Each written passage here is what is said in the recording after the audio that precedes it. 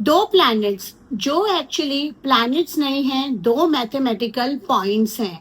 Earth and moon के orbit का intersection, Rahu और केतु। वेस्टर्न एस्ट्रोलॉजी इन्हें नॉर्थ नोड और साउथ नोड के नाम से जानती है और कहती है कि ये सिर्फ कैलकुलेशंस पॉइंट्स हैं। पर वैदिक एस्ट्रोलॉजी जो ऋषि पराशर के द्वारा बृहत पराशर होरा शास्त्र में लिखी गई है, वो कहते हैं कि राहु और केतु आपकी आत्मा का ब्लूप्रिंट है। केतु पिछले जन्म का और राहु इस जन्म का मिशन। इन दोनों के बीच छुपा है आपका ऋणा अनुबंध। नमस्ते, ऋणा अनुबंध एपिसोड नंबर 19 में मैं आपका स्वागत करती हूँ। मैं हूँ डॉक्टर मोनिका अग्रवाल, आपकी soul architect, spiritual life coach. और आज हम बात करेंगे राहु केतु कैसे पिछले जन्म और इस जन्म के मिशन के भेद खोलते हैं। आज का एपिसोड एस्ट्रोलॉजी लवर्स के लिए है, बहुत ही स्पेशल है। पर जिन्हें एस्ट्रोलॉजी नहीं आती उनके लिए भी है, क्योंकि मैं आपको आज सिखाऊंगी अपनी कुंडली को एक कार्मिक टूल की तरह कैसे रीड करें। पहला आज हम क्या जानेंगे, राहु और केतु कार्मिक एक्सेस एक्सप्लेन्ड सिंपली तरीके से। उसके बाद दूसरा हम जानेंगे 7th हाउस रिलेशनशिप्स का कार्मिक सेंटर होता है। तीसरा हम जानेंगे 12 हाउस में केतु की पोजीशन का कार्मिक मीनिंग्स क्या है। अभी तक तो आपने एस्ट्रोलॉजिकल मीनिंग्स देखे होंगे, आज हम कार्मिक मीनिंग्स जानेंगे। चौथा, आपकी कुंडली में ऋणा अनुबंध कैसे पहचाने, कैसे बनता है। पांचवा, आज की एक्सरसाइज जो आपका पर्सनल कार्मिक ब्लूप्रिंट रिवील करेगी। तो चलिए बिना देर करे शुरू करते हैं। पहले राहु और केतु को सिंपली समझते हैं कि राहु और केतु कौन है और क्या काम करते हैं। इमेजिन करिए आपकी आत्मा एक लंबी जर्नी पे है और कई जन्मों से, और हर जन्म में वो कुछ सीखती है, कुछ अर्जित करती है और कुछ अधूरा छोड़ देती है। केतु वो सब है जो पिछले जन्म में आपकी आत्मा ने ऑलरेडी मास्टर किया। जिस हाउस में केतु होता है वो एरिया ऑफ लाइफ आपको नेचुरली आता है, पर ये भी है कि वो एरिया आपका ऋणा अनुबंध है और आपका कुछ अधूरा रह गया है जिसको आपने पूरा करना है इस जन्म में। राहु वो है जो इस जन्म में आपको अचीव करना है, जो नया है, जो चैलेंजिंग है, जो आपको इनिशियली अनकंफर्टेबल करता है।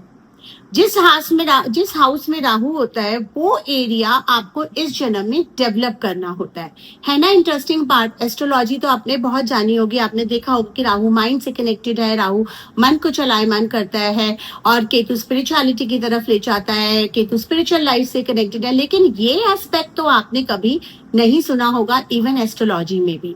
तो इस वीडियो को पूरा स्किप करे बिना देखेंगे तो आप बहुत नई चीजें अपनी कुंडली में रिवील करने वाले हैं।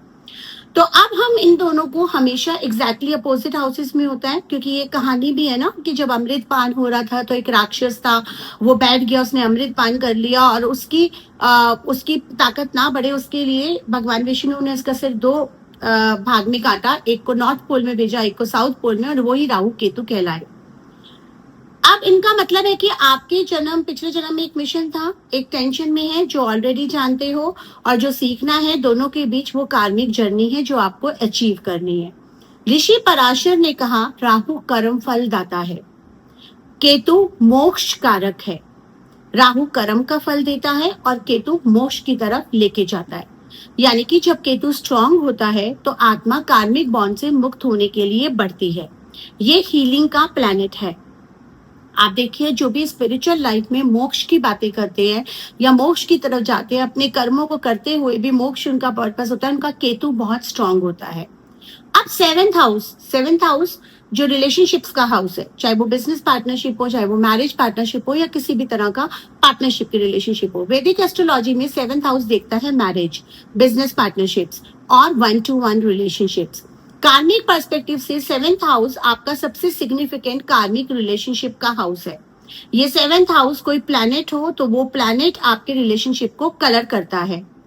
केतु 7th हाउस में सबसे बड़ा सिग्निफिकेंट प्लेसमेंट है कि इसका मतलब आपके जीवन साथी से आपका एक बहुत पुराना ऋणा अनुबंध है। पिछले जन्म में या तो वो आपके बहुत करीब थे या कोई बहुत बड़ा कॉन्फ्लिक्ट था जो अधूरा रह गया, और इस जन्म में वो रिश्ता आपका इंटेंस होगा, मीनिंगफुल होगा या बहुत चैलेंजिंग होगा। राहु 7th हाउस में, इसका मतलब कि रिलेशनशिप्स इस जन्म का सबसे बड़ा लर्निंग एरिया है। आप रिलेशनशिप में नई टेरिटरी एक्सप्लोर करेंगे। आप पिछले जन्मों में जो आपने नहीं सीखा वो आपकी आत्मा इससे सीखेगी और उसके लिए वैसी सिचुएशंस अट्रैक्ट होंगी। सैटर्न 7th हाउस में अगर होता है तो सैटर्न कर्मा का प्लैनेट है। 7th हाउस में सैटर्न डिलेड रिलेशनशिप लेके आता है, पर जो रिलेशनशिप्स आती हैं वो कार्मिक होती हैं और बहुत सारे लेसन्स लेकर आती हैं। अब 12 हाउस में केतु का क्या इफेक्ट है? सबसे पहले तो आप अपनी कुंडली खोल लीजिए। ऑनलाइन भी आप अपनी date of birth, place of birth and जन्म तिथि डाल के आप कुंडली बना सकते हैं। कुंडली रेडी है तो उसका जो मेन चार्ट है, लग्न चार्ट है, वो देखिए और देखिए कि कुंडली में केतु आपका कौन से घर में बैठा है। कौन सा घर कैसे देखते हैं? पहला जो असेंडेंट, जहाँ पे आपका सन साइन है, वो आपका पहला घर होगा, वहां पे नंबर दे रखे होंगे, तो नंबर के हिसाब से देखिए कि आपका केतु कौन से घर में बैठा है और उस हाउस का कार्मिक मीनिंग जानिए। तो चलिए, अगर आपका केतु पहले घर में बैठा है जो कि खुद का घर होता है, आत्मा ने पिछले जन्म में बहुत स्ट्रॉन्ग आइडेंटिटी बनाई है और इस जन्म में ईगो को डिसॉल्व करना आपका पर्पस है, जो केतु बता रहा है। अगर केतु सेकंड हाउस में बैठा है तो फैमिली और वेल्थ, पिछले जन्म में फैमिली और वेल्थ से जुड़ा कोई बहुत बड़ा कर्मा था जो इस जन्म में मटेरियल अटैचमेंट से सीखना है। थर्ड हाउस कम्युनिकेशन का होता है। अगर केतु आपका कम्युनिकेशन के घर में बैठा है तो पिछले जन्म में वर्ड्स का बहुत पावर था और इस जन्म में उस पावर को आपको वाइजली यूज करना है। Fourth house home and mother, पिछले जन्म में घर या मदर से रिलेटेड एक डीप कार्मिक बॉन्ड था, इस जन्म में इमोशनल सिक्योरिटी अंदर से ढूंढनी है। Fifth house children and creativity, यानी कि पिछले जन्म में क्रिएटिविटी या चिल्ड्रन से बड़ा कर्मा था और इस जन्म में उस क्रिएटिविटी पार्ट्स को एक्सप्लोर करना है। Six house service and health का, पिछले जन्म में सर्विस या हीलिंग में आपका बहुत बड़ा रोल था और इस जन्म में आपको बाउंड्रीज बनाना सीखना है। सेवेंथ हाउस रिलेशनशिप्स का, यानी कि हमने ऑलरेडी डिस्कस करा कि आपके बहुत इंटेंस रिलेशनशिप हैं जो आपके कर्मा पूरे करने के लिए आपको मिलेंगे जीवन साथी से या पार्टनरशिप्स में।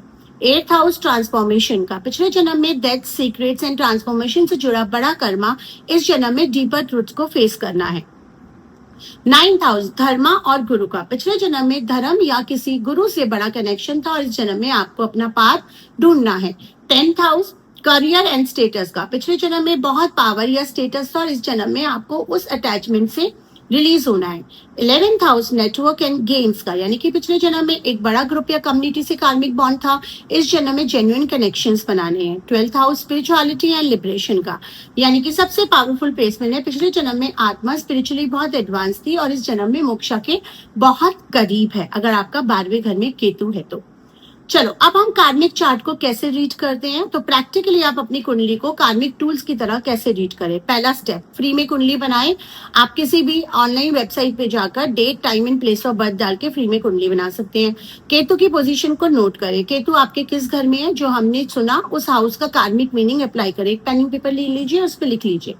तीसरा, राहु की पोजीशन देखें। केतु के अपोजिट हाउस में होगा तो ये आपके जन्म का ग्रोथ एरिया है। 7th हाउस देखिए कौन सा प्लैनेट है वहां पर और कौन सा प्लैनेट 7th हाउस को एस्पेक्ट कर रहा है, ये आपके कार्मिक रिलेशनशिप्स का क्लू होगा। और एक इंपॉर्टेंट बात, एस्ट्रोलॉजी एक टूल है, ये आपकी डेस्टिनी फिक्स नहीं करती है, आपको गाइड करती है, ये आपको कार्मिक ब्लूप्रिंट दिखाती है ताकि आप कॉन्शियस चॉइसेस बना सके। तो आज मैं आपको एक्सरसाइज दे रही हूँ, बहुत सिंपल सी। आज रात को आप एक वेबसाइट पे जाइए, अपनी कुंडली बनाइए, 3 चीजें नोट करिए, केतु किस हाउस में है, राहु किस हाउस में और 7th हाउस में कौन से प्लैनेट्स है।